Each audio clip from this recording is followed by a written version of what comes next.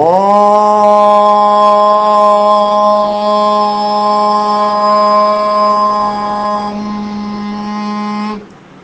கணானாம் த்வா கணபதிஹும் ஹவாமஹே கவிம் கவீனாம் உபமஸ்ரவஸ்தமம் ஜேஷ்டராஜம் பிரம்மணாம் பிரம்மணஸ்பதான ஷ்ருண்வன்னோதிபிः சீதசாதனம். ஓம் ஸ்ரீ மகாகணபதயே நமः. நிர்விக்னம் குரு மே தேவா மம கார்யேஷு சர்வதா. ஓம் சதுர்பிகி ஸ்ரீகண்டைः சிவயுவதிபிः பஞ்சபிரபிः பிரபின்னாபிः शम्भोर्नवभिरभिः मूलप्रकृतिभिः चतुश्चत्वारिंशत् वसुधलकलास्रत्रिवलय त्रिरेखाभिः सार्धं तव शरणकोणाः परिणताः तव चरणकोणाः परिणताः. அம்பிகை காமேஸ்வரரோட மணித்வீபத்தில் இந்த ஸ்ரீசக்கரம் என்று சொல்லக்கூடிய அந்த ரத்ன பீடத்தின் மேலே எப்படி அமர்ந்திருக்கிறாள் லலிதாம்பிகையா அப்படிங்கிறதனுடைய அர்த்தம் தான் இந்த பாட்டு. இது சௌந்தர்ய நகரியில் உள்ள பாடல். இது இப்போ அடுத்ததாக நம்ம திருசதியில் எடுத்துக்கிறது காலஹந்திரியை நமஹா. நிறைய சொல்லியிருப்போம். ஹந்திரியை அப்படின்னாலே போக்குறதுன்னு அர்த்தம். பாபஹந்திரியை நமஹ, துக்கஹந்திரியை நமஹ, ரோகஹந்திரியை நமஹன்னு இந்த ஹந்திரியை அப்படின்னாலே போக்கிறது அப்படிங்கிற ஒரு அர்த்தம் தான். கொடும் காலனையே சம்ஹரிப்பவள், நமக்கு மரண பயத்தை கொடுத்து கொண்டிருக்கக்கூடிய அந்த யமனையே சம்ஹரிப்பவள் அந்த தேவி. அது ஒரு அர்த்தம். இன்னொரு அர்த்தமாக என்ன சொல்லலாம்னா, காலம்னு சொல்கிறோம் இல்லையா, அந்த காலத்தையே ஒன்றுமில்லாமல் ஆக்குபவள், நசிப்பவள்னு அர்த்தம். அதாவது அம்பிகைக்கு காலம்னே கிடையாது அப்படின்னு அர்த்தம். காலத்தையே கடந்து நிற்பவள் அந்த அன்னை. நமக்கு தான் காலையில் சாயந்தரம் ராத்திரி நேத்திக்கு இன்னைக்கு இதெல்லாம். அம்பிகையை பொறுத்த வரைக்கும் அந்த காலம் என்பது அம்பிகைக்கு ஒரு பொருட்டே கிடையாது. பல பல சதுர்யுகங்களை கடந்து நிற்பவள் அந்த அன்னை. கிருதயுகத்திலையும் அம்பிகை இருந்தா, இப்போ கலியுகத்திலையும் இருக்கா, இனி வரக்கூடிய பல பல சதுர்யுகம், இந்த 4 யுகமும் சேர்ந்தா சதுர்யுகம்னு பேர். அந்த மாதிரி நிறைய சதுர்யுகத்தையும் கடந்து நிற்க போகுபவள் நம்முடைய அன்னையா இருக்கு.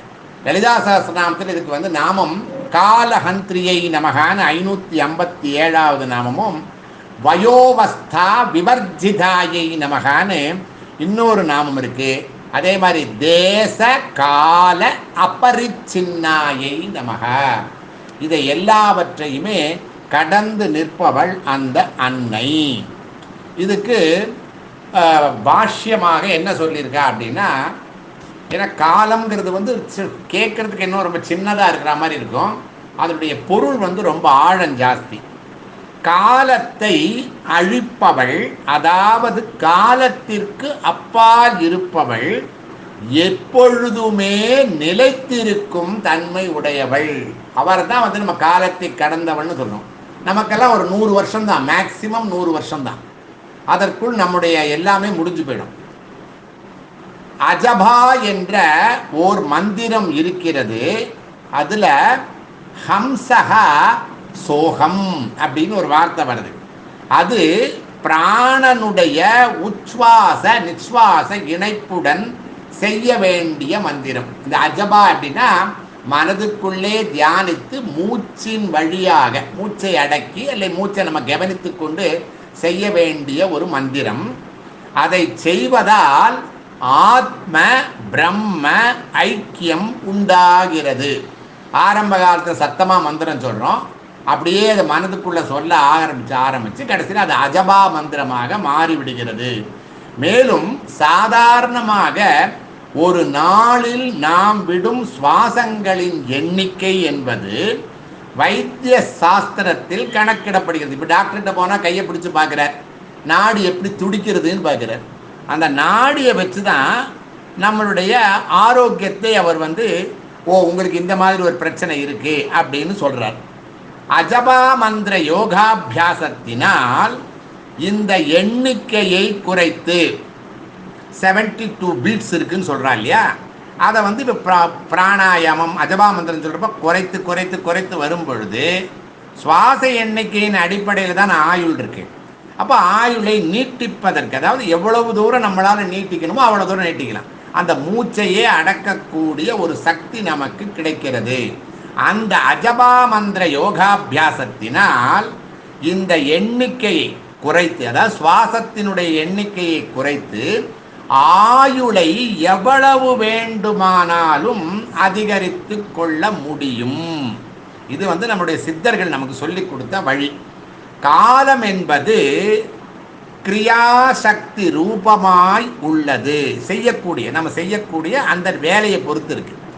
ஆத்ம பிரம்ம ஐக்கிய நிலையில் சித்தம், நம்முடைய சித்தமானது முற்றும் அடங்கி கிரியாசக்தி முற்றும் ஒடுங்கி விடும் பொழுது, நம்முடைய செயலற்ற தன்மை வரும் பொழுது காலம் என்பதும் ஆத்ம பிரம்மத்திலேயே ஒடுங்கி அழிந்து விடுகிறது. அதுதான் அந்த காலஹந்திரியை நமக. இவ்விதமாக பராசக்தியே விளங்குகிறாள் என்பது மற்றொரு பொருள். இது பாஷ்யத்தினுடைய 2வது பொருள்.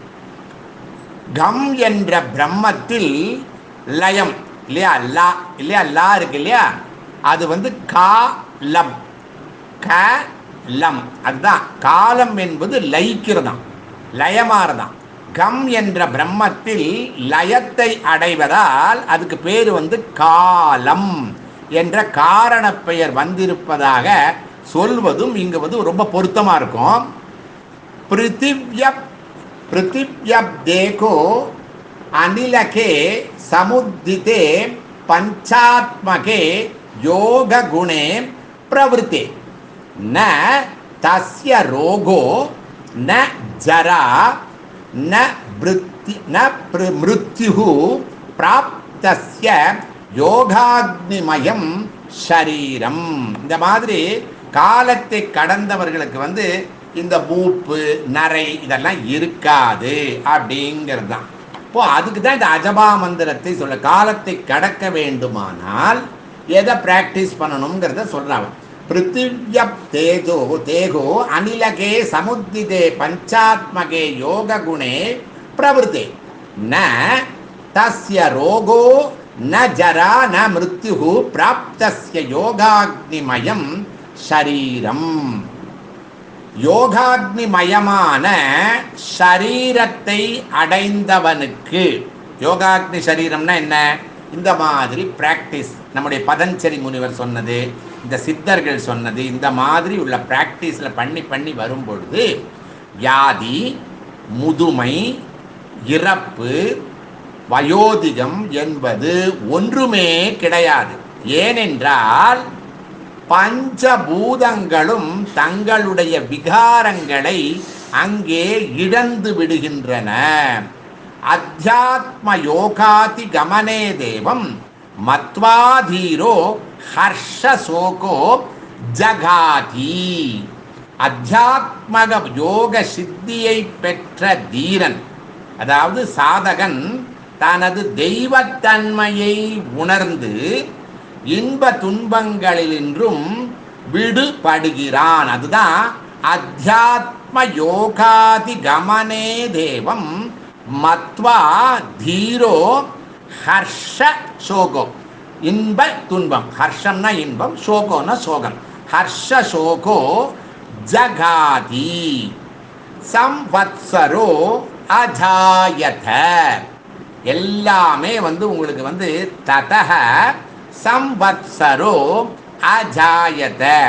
பிரம்மத்தினின்றும் வருஷம் என்ற கால மாறுபாடுகள் உண்டா. இந்த காலம்ங்கிறது நாம உருவாக்கினது. யோசிச்சு பாருங்களேன். இப்போ நமக்கு சாயந்தரம் 4 மணி.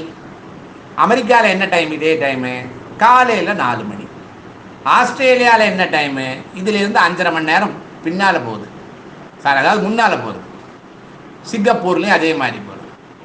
யூஏஇ கண்ட்ரியில் எப்படி போகுது, பின்னாடி 2.5 மணி நேரம் போகுது. ஸோ இது எல்லாமே ஜிஎம்டி ப்ளஸ்ன்னு போடுறோம் இல்லையா, இது நம்மளுடைய சௌகரியத்திற்காக உருவாக்கப்பட்டது தான் இந்த காலம் என்பது. ஸோ இந்த காலம் வந்து நமக்கு மட்டும்தான், அதாவது இந்த நாட்டில் இருக்கிறவங்களுக்கு இந்த காலம், அந்த ஊரில் இருக்கிறவனுக்கு அந்த காலம். ஸோ அமாவாசை நமக்கு முதல் நாள் வருதுன்னா அங்கே இருக்கிறவனுக்கு எப்போ வருது, அடுத்த நாள் வருது.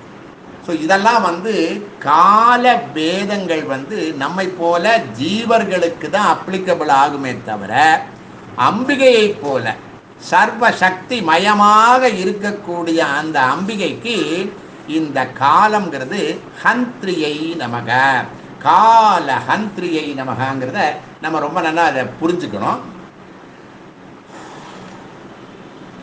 காலத்தை கடந்து நிற்பவள் அந்த அம்பிகை. தாயுமான சுவாமி ஆரணம் அப்படிங்கிற ஆரணம்ங்கிற ஒரு பகுதியில் என்ன சொல்றார் அப்படின்னா, கண்ணுள நின்ற ஒளியினை கருத்தினை விண்ணுள் நின்று விளங்கிய மெய்யினை எண்ணி எண்ணி இரவும் பகலுமே நண்ணுகின்றவர் தொழும் பர தெய்வமே. ரொம்ப அழகான இது. எப்பொழுதும் 24 மணி நேரமும் இந்த காலத்தை கடந்து நிற்கலை. ராத்திரி ஜெபிக்கலாமா, காலையில் ஜெபிக்கலாமா, மத்தியானம் ஜெபிக்கலாமா, ஏன்னா இதெல்லாம் நாம் உருவாக்கியது தான் இந்த டைம். அதனால் காலம் என்பது இங்கே வந்து அதனால தான் தேச கால அபரிச்சின்னாயை நமகான அம்பிகைக்கு ஒரு பேர். கண்ணுட நின்ற ஒளியினை கருத்தினை விண்ணுள் நின்று விளங்கிய மெய்யினை எண்ணி எண்ணி இரவும் பகலுமே விடாதேன்றான். 24 hours into 7 இரவும் பகலுமே நண்ணுகின்றவர் தொழும் அந்த பரதெய்வமே. இது மட்டுமா சொல்லியிருக்கார், குன்றிடாத கொழுஞ்சுடரே மணிமன்றுள ஆடிய மாணிக்கமே ஊனை அன்றி எனக்கு யார் துணை. முதல் கேள்வி, யார் உறவு, யார்தான் கதி என்று நீயே எனக்கு இப்போதே இன் அருள் செய்வாயே. ரொம்ப அருமையான பாட்டு. எனக்கு இந்த ஒரு குறிப்பிட்ட காலத்திற்காக நான் இந்த உலகத்தில் வந்து பவச்சக்கரத்தில் உழல்றதுக்கு வந்திருக்கேன். ஆனால் நல்லா யோசிச்சு பார்த்தா, குன்றிடாத கொழுஞ்சுடரே மணிமன்றுள ஆடிய மாணிக்கமே உன்னை அன்றி உனையன்றி எனக்கு யார் துணை, யார் உறவு. உண்மையான உறவு யாரு, உண்மையான துணை யாருன்னு அர்த்தம். யார் துணை, யார் உறவு, யார்தான் கதி என்று நீயே எனக்கு இப்போதே இன் அருள் செய்வாயே. இது தாயுமான சுவாமியினுடைய ஒரு அருமையான ஒரு பாடல். இந்த பாடலில் அவர் நம்மளுக்கு விளக்கிறது என்னன்னா, இந்த மாதிரி இருக்கக்கூடிய சின்ன சின்ன விஷயங்கள் எல்லாம் மனசை போட்டு குழப்பிக்காது. இந்த காலம் இருக்குது, ராத்திரி பகல், இந்த 24 மணி நேரம் இல்லையா, இதுலெல்லாம் உன் மனசை போட்டு குழம்பிக்காது. நீ செய்ய வேண்டியது என்னன்னா, அந்த முழுமுதற் கடவுளை நீ முதலில் நன்கு சேவித்து அவனுடைய பதத்தை அடையும் பொழுது இந்த காலமானது நசிந்து போகும். அப்போ காலம்னா என்னன்னு ஒரு டெஃபினிஷன் முதல்ல கொடுக்கணும். பார்த்தீங்களா, பக்தி சாதகனுக்கு தேவையானது காலம் என்பது. இதன் பொருளையும் உலக ரீதியாக இந்த டைம்னு எடுத்துக்கப்படாது. நம்ம டைம் இப்போ நம்ம நினச்சிட்டு இருக்கிறோமே காலம்ங்கிறது, அந்த டைம்ங்கிற அந்த குறுகின வட்டத்துக்குள்ள அடக்கக்கூடாதுங்கிறது, நாம் புரிந்து கொள்ளக்கூடாது. பிரம்மாதி தேவர்களையும் அனைத்து உயிர்களையும் ஒரு நொடியில் சங்கல்ப பாத்திரத்திலேயே சிருஷ்டி, அதாவது கலனம் செய்யக்கூடிய ஒரு தத்துவம் தான் காலம் என்று அழைக்கப்படுகிறது. அதாவது யுகம், சதுர்யுகம், சதுர்யுகத்துக்கு பிரம்மாவினுடைய ஆயுசு, இந்த பிரம்மா மாதிரி எத்தனை பிரம்மா இருந்து வந்திருக்கார். அதற்கப்புறம் மகாகல்பம் ஏற்படும் பொழுது இந்த உலகமானது அழியும் பொழுது அந்த பர தத்துவத்தை தவிர மற்ற எல்லாமே அழிந்து போகிறது. எல்லாமே இந்த காலம் அப்படின்னு சொல்லக்கூடிய ஒரு பெரிய ஒரு வட்டத்துக்குள்ள வருது. காலம் என்று அழைக்கப்படுகிறது. அப்படிப்பட்ட அகண்டாகாரமான ஆனந்தமயமான இரண்டற்ற பர தத்துவம் பிரம்மம் ஒன்றுதான். அது ஒன்றுதான் யாவற்றிற்கும் சிருஷ்டி ஸ்திதி சம்ஹாரம் என்ற வரையறைகளை காலங்களை எதை காலம் சொல்றார் பாங்க, சிருஷ்டி ஸ்திதி சம்ஹாரம் என்ற வரையறைகளை காலங்களை நிர்ணயம் செய்கிறது, கலனம் செய்கிறது. நம்ம இந்த ஒரு 100 வருஷத்துக்குள்ள நம்மளுடைய போடக்கூடிய இந்த ஆட்டங்கள் எவ்வளவு ஆட்டங்கள், என்னவோ நாம தான் இந்த உலகத்தையே படைத்ததாகவே நமக்குள்ள ஒரு மனசு, அவ்வளவு அகங்காரம், அவ்வளவு கர்வம், என்னெல்லாம் செய்ய முடியுமோ அதற்குள்ள நம்ம செய்து தீர்த்தரணும் அப்படின்னு ஒரு ஒரு பொருள் மேலேயும் சரி, மற்ற இந்த மண் மேலேயும் சரி, பொன் மேலேயும் சரி வர்க்கக்கூடிய அந்த ஆர்வம் இருக்கக்கூடிய இத்தினூண்டு ஒரு 100 வருஷம். இவ்வளோ பெரிய மகா கல்பத்துக்குள்ள இந்த 100 வருஷங்கிறது எத்தனை இருக்கும்? 1/, எத்தனை இருக்கும்?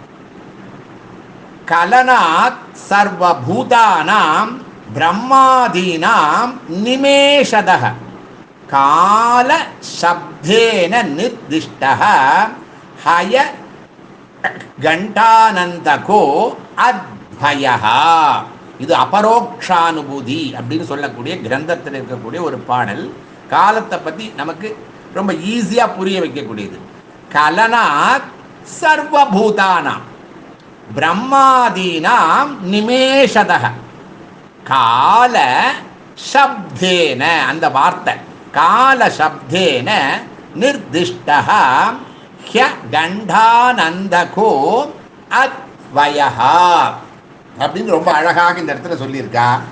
இதுக்கு திருவாசகத்திலேயும் நமக்கு ஒரு ஒப்புமை இருக்கு. அதாவது இறைவனை நாம் எப்பொழுதுமே வேண்டி நிற்கும் பொழுது நம்மளுடைய இந்த 100 வருஷம் முடிஞ்சாலும் நமக்கு அதை பற்றி கவலைப்பட வேண்டிய அவசியம் இல்லை. காலன் எப்போ வேணால் நம்மளை கொண்டு போகட்டும்ங்கிற ஒரு தைரியம் நம்ம மனசுக்குள்ளே வந்துடும். இந்த மரணத்தை நினைத்து பயப்பட வேண்டிய அவசியம் இல்லை அப்படின்றதான். நாமும் காலம் கடந்து நின்று அவனை சேர, அவனுடைய பதத்தை அடையணும் இல்லையா? உற்றாரை யான் வேண்டேன், திருவாசக பாடல் இது. உற்றாரை யான் வேண்டேன் வேண்டேன், ஊர் வேண்டேன், பேர் வேண்டேன், கற்றாரை யான் வேண்டேன், கற்பனவும் இனியமையும் குற்றாலத்து அமர்ந்து. திருநெல்வேலி பக்கத்தில் இருக்கக்கூடிய குற்றாலத்து அமர்ந்து உரையும் கூத்தா, உன் குறை கழற்கே கற்றாவின் மனம் போல கசிந்து உருக வேண்டுவனே. திருச்சிற்றம்பலம். ரொம்ப அழகான பாட்டு இது. எனக்கு யாருமே வேண்டாம், இதெல்லாம் ஆர்டிஃபிஷியலாக உருவானது தான். இது எனக்கு தேவையே இல்லை. எனக்கு தேவை யாரு? அந்த குற்றாலத்து. குற்றாலத்துல அந்த பாடலில் அவர் சொல்றது குற்றாலத்து. உற்றாரை யான் வேண்டேன், ஊர் வேண்டேன், பேர் வேண்டேன், கற்றாரை யான் வேண்டேன், கற்பனவும் இனியமையும் குற்றாலத்து அமர்ந்து உரையும் கூத்தா, உன் குறைகழற்கே கற்றாவின் மனம் போல கசிந்து உருக வேண்டுவன. எனக்கு அதுதான் வேணும். உன்னை அப்படியே நினைச்சு உருகி உருகி நான் நினைத்து கொண்டே இருக்க வேண்டும். அதற்காகத்தான் இந்த சத்சங்கம் போன்ற ஒரு அமைப்புகள் நமக்கு ஒரு படியை அமைத்து கொடுக்க வேண்டும். ஸோ ரெகுலராக இருக்கக்கூடிய அந்த மெட்டீரியலிஸ்டிக் லைஃப்லேருந்து ஒரு 2 மணி நேரம் நம்மளை பிரிச்செடுத்து இந்த மாதிரி ஒரு இடத்துல நமக்கு கொண்டு வரும் பொழுது உண்மையை பற்றி நாம் அறிந்து கொள்வதற்கு நம்ம கொஞ்சமாவது புரிஞ்சுக்கிறதுக்கு ட்ரை பண்ணுவோம் அப்படின்னு. இதெல்லாம் ட்ரையல் அண்ட் எரர் தான். இதில் நம்ம பண்ணி பண்ணி பார்க்குறப்போ சில சமயம் ஃபெயில் ஆகும், திருப்பியும் நம்ம உள்ளே வருவோம், திருப்பியும் ஃபெயில் ஆகும். ஸோ நமக்கு அந்த பக்குவம் வரும் பொழுது இவர் சொன்ன மாதிரி அந்த சிவபதம் அடையலாம். அம்பிகையினுடைய ஸ்ரீபதாம்புஜாயை நமக நமக்கு கிடைக்கும். அப்படிங்கிறதான் இந்த காலத்தையும் இந்த காலத்தையை நசிப்பதற்கு நாம என்ன செய்யணும் அப்படிங்கிறதுக்குள்ள ரெண்டையும் கலந்து தான் இந்த பாஷ்யம் சொல்லப்பட்டிருக்கிறது. அடுத்ததாக 143வது இருக்கக்கூடியது காமேஷ்யை நமக. ஆசைகளை வெல்பவள். இது நிறைய பார்த்துருக்கோம் லலிதா சஹஸ்ரநாமத்தில். ஒரு 10-12 நாமத்தில் இந்த ஆசையை பற்றி நிறைய இருக்கு. ஸோ மறுபடியும் இந்த திருசதியில் காமேஷ்யை நமக, ஆசைகளை வெல்பவள் அல்லது ஆள்பவள். ரெகுலரைஸ் பண்ணுவான்னு அர்த்தம். நமக்கு ஆசைகள் இருந்தாலும் அதை ஒழுங்குபடுத்துவள், ஒரு பக்குவப்படுத்தி கொண்டு செல்லக்கூடியவளும் அந்த அம்பிகை தான். இதற்கு நமக்கு பாஷ்யமாக என்ன சொல்லியிருக்குன்னு பார்ப்போம். எவ்வளவு தடவை இதெல்லாம் படித்தாலும் நமக்கு மனசில் விழக்கூடிய கருத்து ஒன்று தான். இந்த ஆசையை நம்மளால் அடக்க முடியுமா அப்படின்னா கஷ்டம். இங்கேயும் நமக்கு அந்த இறைவனுடைய ஒரு உதவி நமக்கு தேவைப்படுறது. அவருடைய பக்தியின் மூலமாகத்தான் அடக்க முடியும். ஜீவர்கள் அனுபவிக்க ஆவல் கொள்ளும் போக, போகன்னா சிற்றின்பம் அர்த்தம். போக வஸ்துக்களை பெற அவரவர் அதிருஷ்டத்திற்கு, அதாவது வினைக்கேற்ப தக்கவாறு தூண்டுபவள். எல்லாருக்கும் ஒரே மாதிரி சௌகரியங்கள் கிடைச்சிடாது. சில பேர் ரொம்ப அனுபவித்து கொண்டிருப்பார்கள், சிற்றின்பங்களில் மூழ்கி இருப்பார்கள். சில பேர் ஒரு மீடியமாக அப்படி இருந்துகிட்டு இருப்பாங்க. பல பிராப்திக்கு பிராணிகளுக்குன்னு ஜீவர்களுக்குன்னு அர்த்தம், கருவிகளாக இருக்கின்றனர். பலனை அளிக்கும் அதிகாரம் பராசக்தியிடமே உள்ளது. அதுதான் மறுபடியும் பண்ணணும். நாம முயற்சி மட்டும்தான் நம்ம கிட்ட. கீதையில சொன்ன மாதிரி நீ முயற்சி பண்ணிக்கிட்டே இருக்கணும், பக்தி பண்ணிக்கிட்டே இருக்கணும். பலனை கொடுப்பது, எப்பொழுது கொடுப்பது என்பதை தீர்மானிப்பது உங்ககிட்ட கிடைக்கும். பலனை எதிர்பார்த்து ஒரு விஷயத்தை செய்யவும் வேண்டாம், செய்து கொண்டே இருக்கணும். அதனால தான் பலனை அளிக்கும் அதிகாரம் பராசக்தியிடமே உள்ளது என்பது பொருள். இதை நம்ம 20வது நாமத்திலையும் பார்த்தோம். கர்ம பலப்பிரதாயை நமக. இதே திருஷ்டியில் இந்த ககாரம் வர்றப்போ கர்ம பலப்பிரதாயை நமகாங்கிறதுல என்ன, கர்மத்திற்கு அந்த பலத்தை, அதாவது ஒரு அதுக்குண்டான ரிசல்ட்டை கொடுக்கக்கூடியது அந்த அம்பிகை தான் அப்படின்னு அர்த்தம்.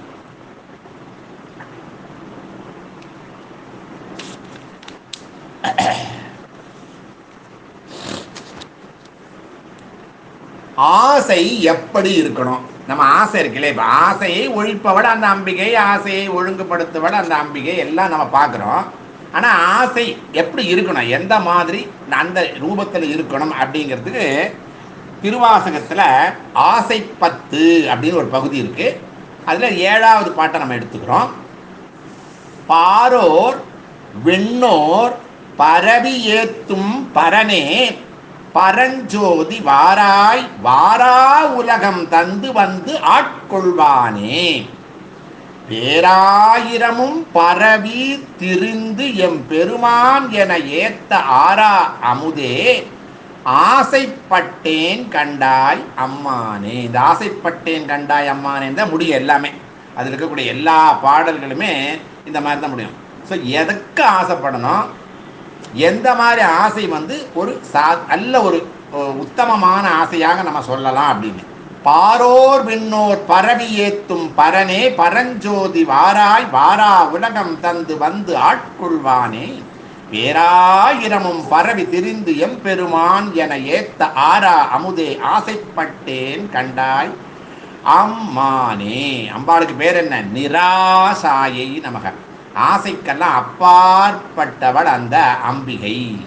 இதே திருவாசகத்தில் மேலே என்ன சொல்லியிருக்கா ஆசைக்காக? கையால் தொழுது உன் கடல் சேவடிகள் கழுமத் தழுவி கொண்டு எய்யா எந்தன் தலைமேல் வைத்து எம் பெருமான் பெருமான் என்று ஐயா எந்தன் வாயால் அரற்றி. வாயினால் என்ன சொல்லணும்? ஐயா சிவனே என்று அரற்றி அழல் சேர் மெழுகு ஒப்ப ஐயா தரசே ஆசைப்பட்டேன் கண்டாய் அம்மானே. எதுக்கெல்லாம் ஆசைப்படணும்? நாம் எதுக்கெல்லாம் ஆசைப்பட்டு கொண்டிருக்கிறோம். இந்த ரெண்டு கம்பேரிசன் இந்த பாட்டை படித்தாலே நமக்கு தெரிஞ்சிடும். கையால் தொழுது உன் கடல் சேவடிகள் கழுமத் தழுவிக்கொண்டு ஐயா எந்தன் தலைமேல் வைத்து எம் பெருமான் பெருமான் என்று ஐயா எந்தன் வாயால் அரற்றி அடல் சேர் மெழுகு ஒப்ப ஐயா கரசே ஆசைப்பட்டேன் கண்டாய் அம்மானே. அப்படியே மெழுகு உருகி வரா மாதிரி நம்மளுடைய மனதானது அவருடன் சேருவதற்கு உருகி வரணுமா. நம் ஆசைகளை பக்குவப்படுத்தி பதம் சேர்ப்பவள் அந்த தேவி. ஆசைக்கு அளவே கிடையாது இல்லையா. ஆசை என்பது நம்ம எப்போ சொல்லியிருக்கோம், முதல்லையே அக்னிக்கு ஒப்பாக சொல்லுவாங்க. யாகத்தில் அக்னியில் என்னெல்லாம் போடுவாங்க, பட்டு புடவையை போடுவாங்க, பழம் போடுவாங்க, ரூபா நோட்டை போடுவாங்க. எதை போட்டாலும் அக்னியை பொறுத்த வரைக்கும் ஒன்று தான், அப்படியே சாப்பிட்டுக்கிட்டே இருக்கும். ஆனால் அனலா அப்படின்னு பேர் இல்லையா. இந்த ஆசைக்கு பேர் அனலா. அப்படின்னா என்ன அர்த்தம்? அக்னியை போல திருப்தியே அடையாது. எவ்வளவு கொடுத்தாலும் ஒரு ஆசை முடிந்தால் இன்னொரு ஆசை, இன்னொரு ஆசை முடிந்தால் இன்னொரு ஆசை. ஸோ ஒன்று முடிஞ்சதுன்னு சொல்லி நம்மளால் ஒரு நிம்மதியாக இருக்க முடியும். அப்போ அதுக்கு ஒரே வழி என்ன? ஆசைப்படாமல் இருக்க வேண்டும். அப்போ ஆசைப்படாமல் என்னால் இருக்க முடியலையே, நான் மானிட ஜென்மம் எடுத்துட்டேனே, என்னால் முடிய மாட்டேங்கிறது. நான் சும்மா இருந்தாலும் மற்றவருடைய தூண்டுதல் எனக்கு இருந்து கொண்டே இருக்கே அப்படின்னா அதற்கு ஒரே வழிதான் மேலே சொன்ன திருவாசகத்தினுடைய 2 பாடல்களும் ரொம்ப ஈஸியாக சொல்லு. ஒன்றுமே பண்ண வேண்டாம். ஐயா என்று அவருடைய சரணத்தை அடையும் பொழுது அம்பிகை இல்லைனா சிவன் இல்லைனா முருகன் எப்படி வேணா வச்சுக்கலாம், அந்த சிவசக்தி ஐக்கிய ரூபமாக இருக்கக்கூடிய அந்த பரதத்துவமானது நம்மை நல் வழிக்கு கொண்டு செல்லும். அதுதான் அந்த காமேஷ்யை. ஏன்னா நம்ம புரிஞ்சுக்க வேண்டியது விஷயத்து தான். அந்த பொருள் என்ன சொல்ல வருது, நாம் இனிமேல் ஹென்ஸ்போர்த் என்ன செய்யணும் அப்படிங்கிறது தான் இந்த பாடல்களுடைய அர்த்தமாக. இதாக இருந்தாலும் சரி, இதுக்கு முன்னால் சொன்ன தாயுமானவ சுவாமியினுடைய இது சொன்னாலும் சரி, எல்லாமே ஒரே அர்த்தத்தில் தான் வருது. அடுத்ததாக 144 ககாரத்தில் காமிதார்த்ததாயை நமக. காமிதார்த்தம்னா நாம் உண்மையிலேயே விரும்பும் பொருட்களை எப்போ தருவாளாம்? தக்க காலத்தில் நமக்கு அளிப்பவள் அந்த தேவி. நம்ம கேட்ட உடனே கொடுப்பாருலாம் சொல்ல முடியாது. நாம் முதல்ல எதாக இருக்கணும்? உண்மையிலே விரும்பமாக இருக்கணும். நம்ம 100 விஷயத்தை விரும்புவோம், அதில் உண்மையாக விரும்புறது 1 2 தான் இருக்கும். மிச்சதெல்லாம் கிடைச்சா கிடைக்கட்டும், கிடைக்காட்டி பரவாயில்ல அப்படிங்கிற மாதிரி நம்ம விட்டுருவோம். ஸோ நாம் உண்மையிலேயே விரும்பும் பொருட்களை தக்க காலத்தில், அதுக்கு எந்த நேரத்தில் கொடுத்தா அவனுக்கு சௌரியமாக இருக்குங்கிறத இறைவன் முடிவு பண்ணி நமக்கு அளிப்பவள். லலிதா சஹஸ்ரநாமத்தில் என்ன சொல்லியிருக்கு? காம தாயின்யை நமக அப்படின்னு சொல்லியிருக்கு. காமதாயினி அப்படின்னு அர்த்தத்தில் சொல்லியிருக்கு. இதுக்கு பாஷ்யமாக என்ன சொல்லியிருக்காங்கிறதையும் நம்ம பார்க்கலாம். அவரவர் அடைவதற்குரிய ஆசைகளை நிறைவேற்றுபவள். அதை தான் அண்டர்லைன் பண்ணணும். அவரவர் அடைவதற்குரிய ஆசைகளை நிறைவேற்றுபவள். நிறைவேற்றும் சக்தி பராசக்தியிடமே தான் இருப்பதால் இங்கனம் அவள் வர்ணிக்கப்படுகிறாள். பிரம்மம் இல்லையா, ஆப்த காம அப்படின்னு இருக்கு. ஆப்த காமகா அனைத்தையும் அடைந்தவன் என்று வர்ணிக்கப்படுகிறது. எல்லா அம்பாளை பொறுத்த வரைக்கும் எந்த ஆசையும் அம்பாளுக்கு கிடையாது. எல்லாத்தையுமே பின்னாடி ஒரு நாமம் வருது அம்பாளை பற்றி, எல்லாத்தையுமே அடைஞ்சாச்சு. ஏன்னா அடைவதற்கு என்பது ஒன்றுமே கிடையாது. ரெண்டாவது ஒரு விஷயம்னு ஒன்று இருந்தால் தானே அங்கே அடையிறதுக்குன்னு ஒன்று இருக்கும். அம்பாள் தான் ஏகாக்கினி ரூபமாக இருக்காளே, அதனால் அவளுக்கு அடைவதற்கு ஒன்றுமே இல்லை. ஸோ ஆப்த காமகா அனைத்தையுமே அடைந்தவர் என்று வர்ணிக்கப்படுகிறது. ரெண்டாவது அர்த்தமாக சொன்னால் முக்தியை தருபவள். எதுக்கு? காமிதார்த்ததாயை நமக. சாயுஜ்ய பதத்தையும் நமக்கு கொடுப்பவள். தனது ஆத்ம தத்துவத்தை உணருவதே முக்தி. முக்தினா என்னது? நான் பிரம்மமாய் இருக்கிறேன் என்பதை உணர்ந்து விட்டாலே அதுதான் முக்தி. முக்தின்னு தனியாக ஒன்றும் கிடையாதுன்னு அர்த்தம். நானே ஆத்ம ரூபமாக தான் இருக்கேன், ஆனால் நான் ஆத்ம ரூபத்தில் தான் இருக்கேங்கிறத எனக்கு நடுவில் ஒரு திரோதானம் இருப்பதால் என்னால் புரிஞ்சிக்க முடிய மாட்டேங்கிறது. இந்த மாதிரி நமக்கு ஒரு சத்சங்கம் கிடைக்கிறப்போ அந்த ஒரு நேரத்தில் நமக்கு புரியுறது, புரியாமல் இல்லை, ஆனால் திருப்பியும் அடுத்த ஒரு நிமிஷத்தில் மறந்து போயிடுது. ஸோ ஆத்ம தத்துவத்தை, என்ன ஆத்ம தத்துவம்? தனது ஆத்ம தத்துவே அகம் பிரம்ம அஸ்மி இல்லையா, தத்துவமசி இதெல்லாம் சொல்லியிருக்கா இல்லையா. தனது ஆத்ம தத்துவத்தை உணருவதே முக்தி எனப்படும். அதைத்தான் அவ காமிதார்த்ததாயை நமகான்னு சொல்றார். இது ஆத்யந்திக சுக ரூபமாயிருப்பதால் எல்லோராலும் விரும்பப்படுகிறது. எல்லாருக்கும் ஆசை தான் கிடைக்கணும்னு. ஆகையால் அது காமிதார்த்தம் என சொல்லப்படும். மனிதன் தன்னிடமேயுள்ள இந்த ஆத்ம பாவத்தை மறந்து தனக்கு புறம்பாக இதோ வெளியில இருப்பதாக எண்ணி அதை அடைவதற்கு ஆவல் கொள்கிறான். ஏன்னா மனுஷனுடைய சுபாவமே என்னது? வீடு வாங்கிறது, கார் வாங்கிறது அப்படின்னு எல்லாமே போய் ஒரு இடத்துலேருந்து ஒன்று புதுசாக வாங்கிட்டு வருதுங்கிறது தான் நம்மளுடைய பழக்கம். அதனால் முக்தியமும் நம்ம என்ன நினச்சிக்கிறோம்? போய் எங்கேயோ போய் அதை வாங்கிக்கிட்டு வரணும், இங்கே போனால் கிடைக்கும், அங்கே போனால் கிடைக்கும் அப்படின்ற ஒரு ஃபால்ஸ் ஒப்பீனியன் நம்ம மனசில் விழுந்துருது. ஸோ இந்த ஆத்ம பாவத்தை மறந்து தனக்கு புறம்பாக இருப்பதாக எண்ணி, ஏன்னா காருங்கிறது என்னது? அவனோட புறத்தே இருக்கக்கூடியது, அவன் அல்லாமல் இன்னொன்று இருப்பதாக எண்ணி அதை அடைய ஆவல் கொள்கிறான். பராசக்தி ஸ்வயம் பிரகாச சக்தி ஆதலால் அடைந்ததை அடைவது போல, அவன்கிட்ட ஆல்ரெடி இருக்கு, அந்த அடைந்ததை அடைவது போல அவனுக்கு அந்த ஆத்மானுபவத்தை அளிக்கிறான். நல்ல சென்டென்ஸ் இந்த சென்டென்ஸ்.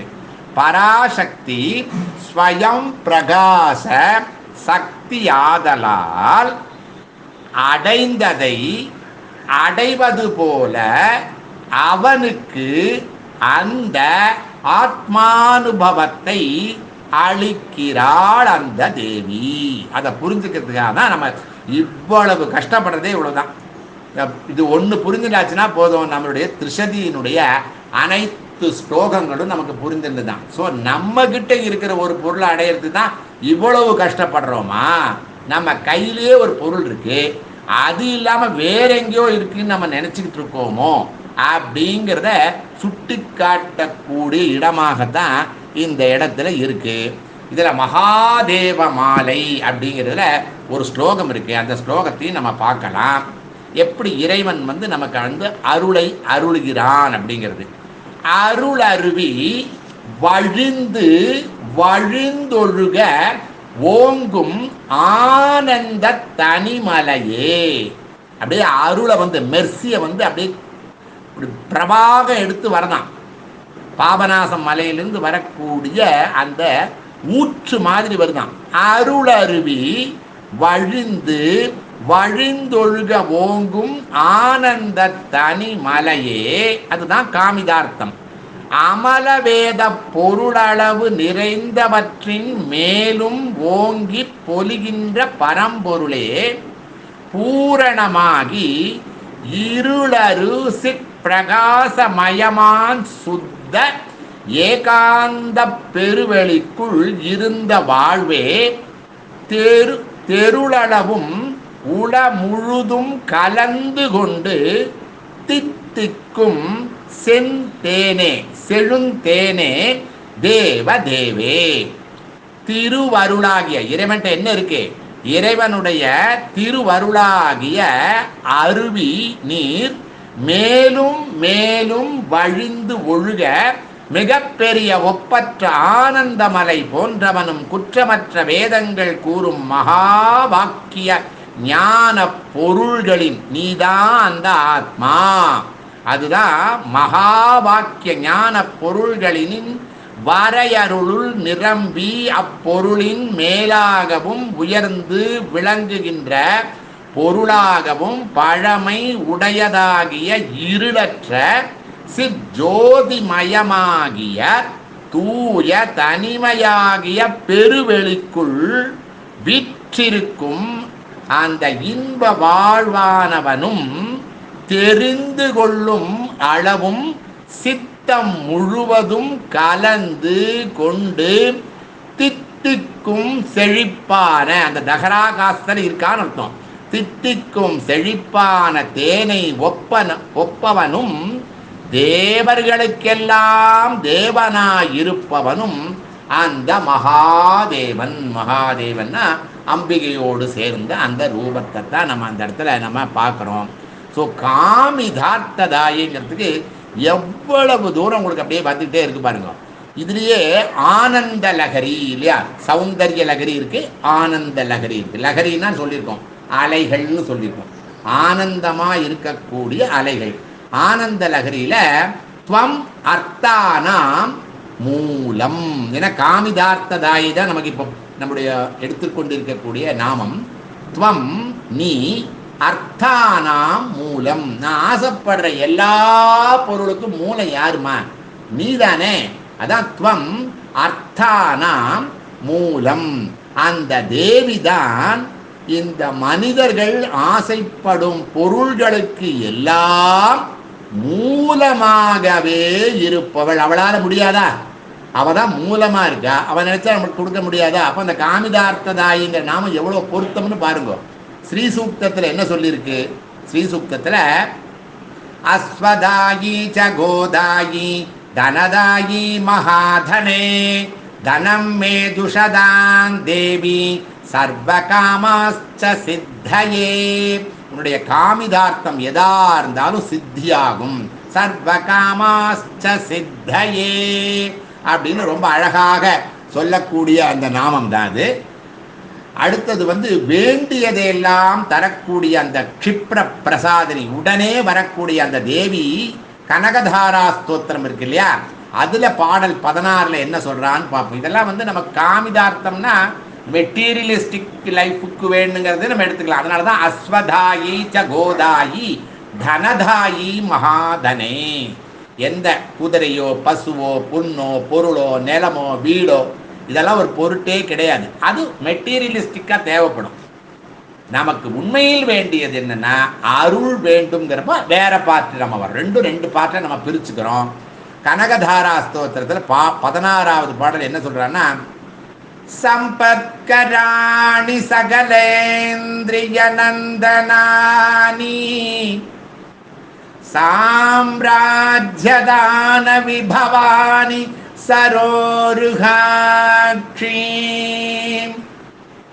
த்வத்வந்தனானி துரிதாஹரணோத்யதானி மாமேவ மாதரநிசம் கலயந்து மான்யே.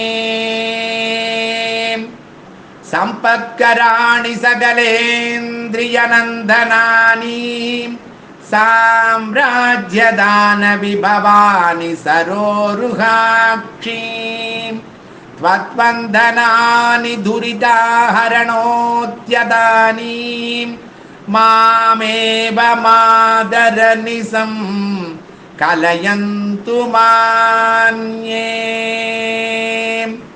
இந்த லக்ஷ்மியை நம்ம ஸ்தோத்திரம் பண்ண இந்த ஒரு ஸ்லோகமே போரும்.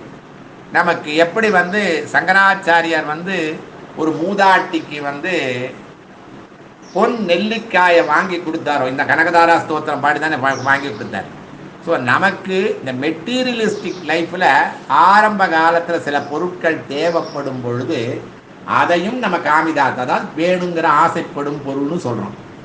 ஆனால் அதுவே பேராசையாக மாறாமல் அது ஒரு அளவுக்கு நமக்கு வேண்டிய நெசசிட்டிக்கு இருக்குது அப்படின்னா நாம் தேட வேண்டியது அந்த அருளை அப்படிங்கிறது தான். இதற்கு முன்னால் நம்ம காமிதார்த்ததாய்க்கு சொன்னோம் இல்லையா, பாஷ்யமாக சொன்னது அந்த அம்பிகையினுடைய பதம் எனக்கு வேணும், நானே அந்த அம்பிகையினுடைய ரூபமாகவே இருக்கிறேன், அந்த பரதத்துவமாக இருக்கிறேன். அந்த பரதத்துவத்தை நாம் நினைக்கும் பொழுது இந்த சாதாரணமாக இருக்கக்கூடிய இந்த சிற்றின்ப பொருள்கள் நாம் கேட்காமலே நம்மோடு வந்து சேரும். ஸோ கேட்டு தான் பெறணும்னு அவசியம் இல்லை. ஏன்னா அவளுக்கு தெரியும் உனக்கு என்ன கொடுத்தா உன்னுடைய லைஃப்பில் வந்து எந்த பிரச்சனையும் இருக்காது. ஏன்னா சர்வ துக்க நிவாரிணின்னு அம்பாள்கிட்ட பேர். உனக்கு துக்கமே இல்லாமல் பார்த்துக்கக்கூடியவடைய ஒரு பராசக்தி நம்ம கூட இருக்கிறப்ப இந்த சின்ன சின்ன விஷயங்கள் கேட்க வேண்டாம் என்பதுதான் இதோடைய அர்த்தமாக இருக்கிறது. அடுத்ததாக இருக்கக்கூடியது காம சஞ்சீவின்யை நமக 145வது நாமம். அதை நாம் அடுத்த கிளாஸில் பார்த்துக்கலாம். ஓம் பூர்ணமதః பூர்ணமிதம் பூர்ணாத் பூர்ணமுதச்யதே பூர்ணஸ்ய பூர்ணமாதாய பூர்ணமேவாவசிஷ்யதே. ஓம் சாந்தி சாந்தி சாந்தி. ஹரிஹி ஓம்.